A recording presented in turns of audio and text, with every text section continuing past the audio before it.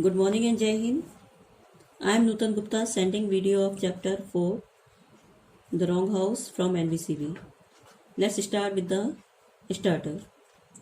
Today, with the help of science and technology, we have produced tools that help us fight crime. Some of these devices are listed in column A. Match each tools with its use given in the column B. One has been done for you. You know there are so many tools for capturing crime or fight with crime. Nowadays, science and technology grown up. Here, some tools are given in column A and in column B, the works of the tools. Now you have to match the tools with their works. One is lie detector. Match with check whether a person match with C. Check whether a person is telling the truth or not.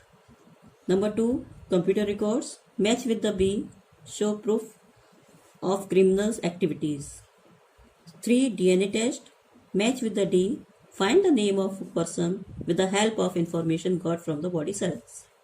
Number 4, camera CCTV placed in bank, stores, ATM machine. Match with A. Prevent crime and also identify criminals. First, I want to tell you about this story. This is the story about two criminals. They were running for save themselves from the police. Let's read the story. Two men ran quietly towards the house. One of them carried a small suitcase. When they reached the post, they stopped and listened. The dark was night and silent.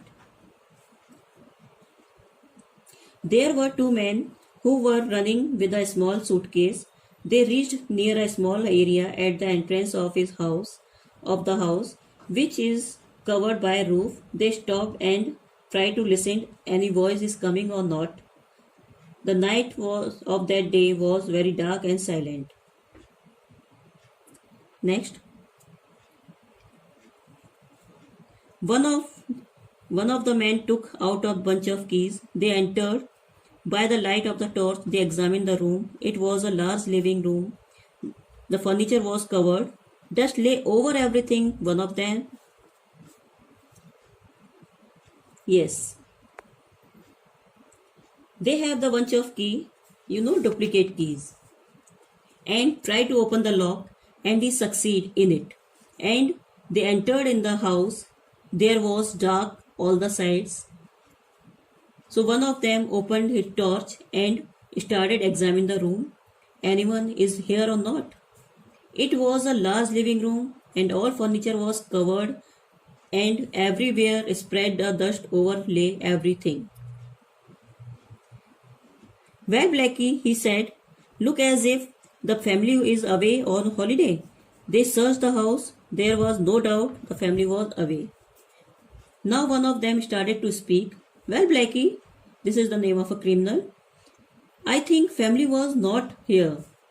All family members went on holiday and they started to look in every room and there was no doubt there was no one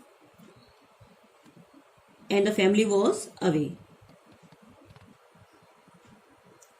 Heshtiovan and Blackie Burns were in luck. Only once in the past 10 days had their luck failed them. It had been soon after they made their big robbery in that town on the coast. Blackie, who had been driving the car, ran over the policeman. They had abandoned the car and run for their lives. This was the lucky charms to them, but before 10 days, they were not lucky. This was the event which happened with them before 10 days. They made their big robbery in that town on the coast and the Blackie was driving the car and his car ran over a policeman, means ran over is knocked a person down and drove over his body. In that accident, they left their car and run away from there to save their lives.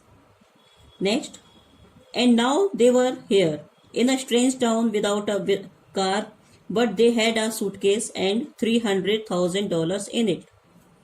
And now they were here in another or strange town without car, and they have a suitcase. In suitcase they have a $300,000. Next, we have to get a car, said Hogan. We can't steal one, it's too dangerous. We have to buy one. But what we are going to do with the suitcase, said Burns.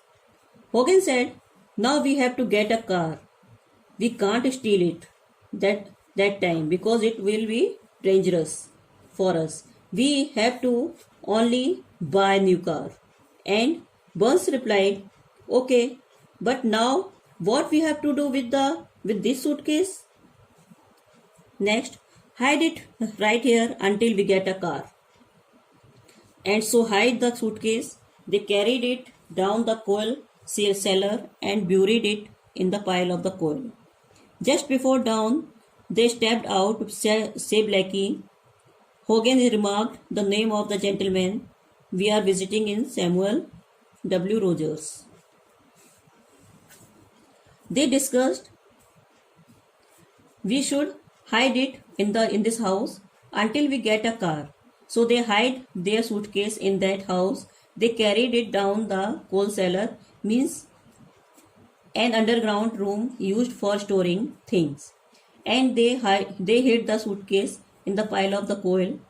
And after this, they went out from the house and saw the nameplate out of the house. The name of the gentleman was Mr. Samuel W. Rogers.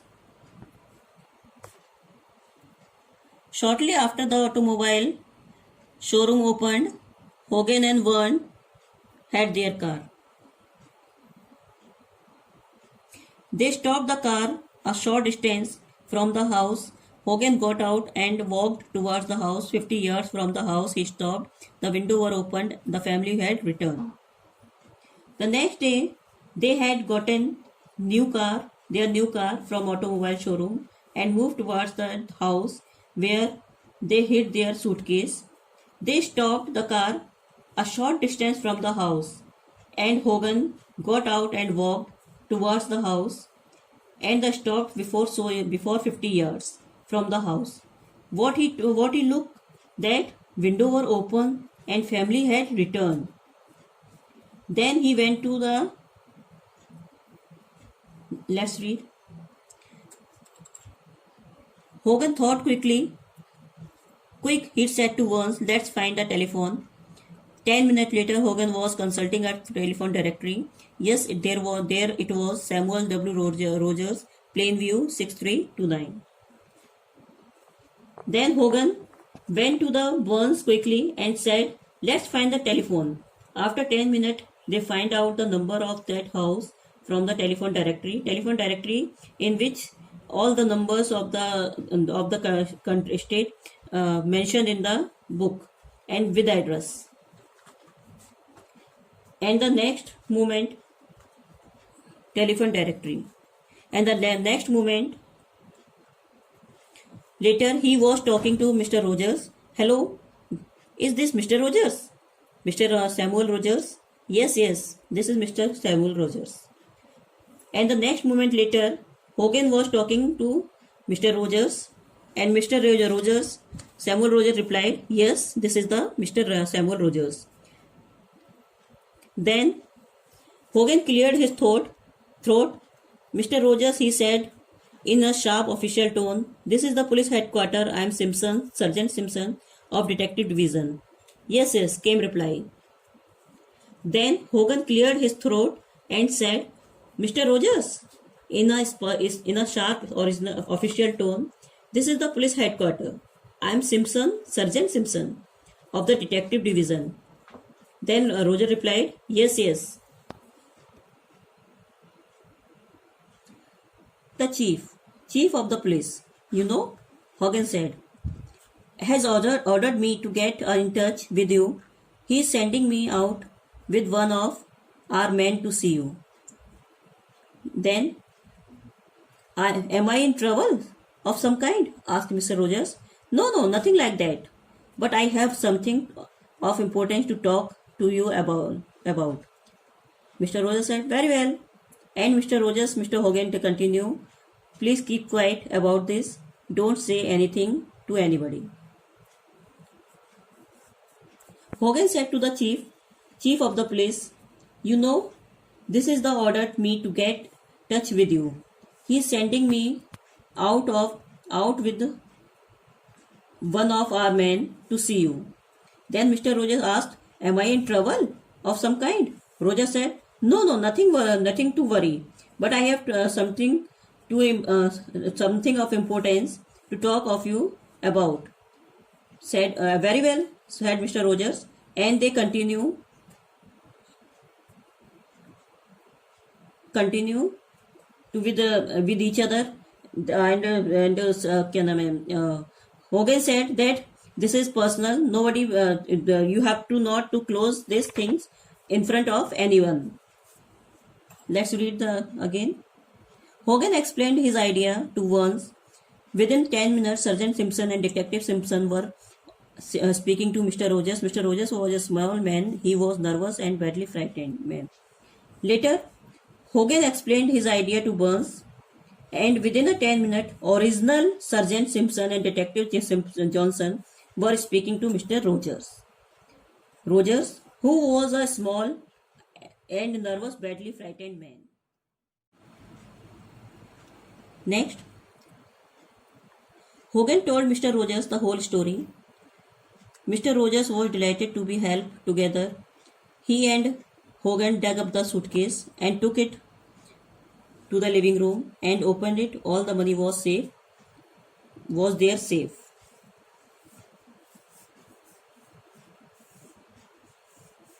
Then they created a story and told to Mr. Rogers whole the story, and Mr. Rogers was delighted to be of help.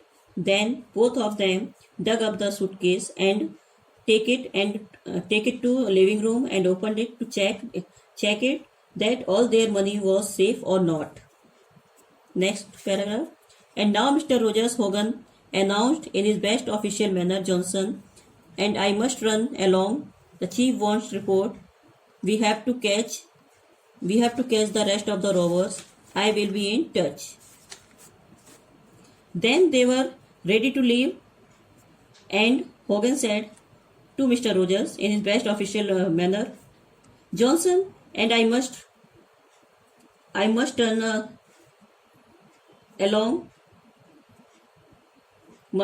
along because we have to give a report to the chief and catch the rest of the robbers. But I will be in touch. Next, he picked up the suitcase and rose. Burn rose, and Mr. Rogers also rose, and the three men walked to the door. Mr. Rogers opened it. Come on, boy and boys, he said pleasantly, and in walked three men in police uniform.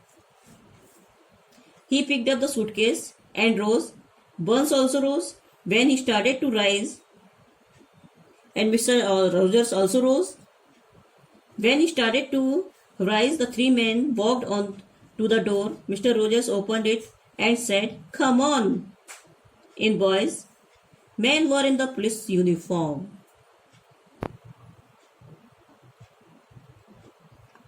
Then, what does this mean, Mr. Rogers? Asked the Hogan. It's quite simple, said Mr. Rogers. I am the chief of the police. Mr. Hogan and Burns to get surprise, and Hogan asked, what does this mean? Then Mr. Rogers said very quietly that it is quite simple. I am the chief of the police. And they caught with the suitcase. Now homework. You have to write 1-page paragraph writing, and you have to fill index also with the date, and write the new words, word meaning, and frame the sentence from the syllabus. Thank you.